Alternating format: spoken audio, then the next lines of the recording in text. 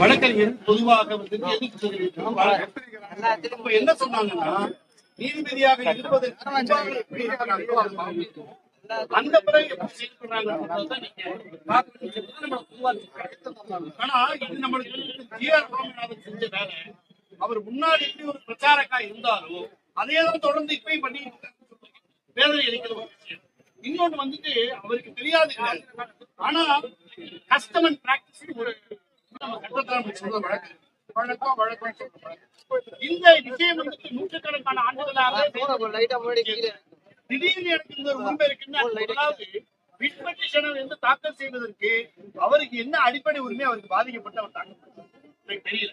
ஏன்னா அதே வந்துட்டு மெயின்டெனபிலிட்டியா கொஸ்டின் ஏன்னா இத்தனை ஆண்டு காலமாக உயர்நீதிமன்றத்தில் வந்து ஏற்கனவே பல தீர்ப்புகள் வழங்கப்பட்டுள்ளது போதிலும் தொடர்ந்து வந்து தானே ஒரு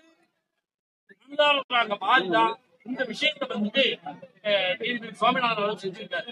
அதாவது அயோத்தி தீர்ப்பு உங்களுக்கு ஏற்கனவே தெரியும், ஒரு விளம்புகை பரிகாரம் கோரிய தீர்ப்பு.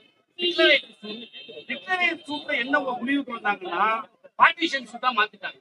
அதுவும் அந்த சொத்தை பிரிக்காம அந்த சொத்தை ஒரு ஆளுக்கு கொடுத்துட்டு இன்னொரு இடத்துல இன்னொருத்தர் கொடுத்துட்டாங்க.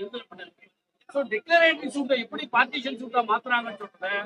டி.ஒய். சந்திரசூட் ரிட்டையர் ஆன பிறகு என்ன சொல்றாரு, எனக்கு வந்து கடவுள் சொல்லி அவர் பண்ணிருக்காரு.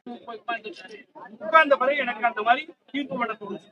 அதே மாதிரி சுவாமிநாதனும் அந்த மாதிரிதான் பண்ணி வச்சிருக்காருன்னு நான் நினைக்கிறேன். அப்படி பண்ணாங்கன்னா இவங்க எல்லாம் ஏன் சட்டம் படிச்சு சட்டம் இல்லாம கோயில்ல போய் வெள்ள யாருக்கு ஜெயிக்கிறது முடிவு பண்ணி போயிருக்காங்க.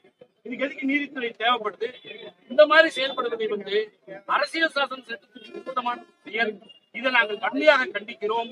அவர் வந்து தொடர்ந்து இந்த மாதிரி செஞ்சுட்டு இருக்கிறது வந்து அரசியல் சாசனத்துக்கு முரணானது மட்டுமல்ல, சமூக நல்லிணத்திற்கும் முரணான ஒரு விஷயமாக நாங்க பார்க்க வேண்டியிருக்கு.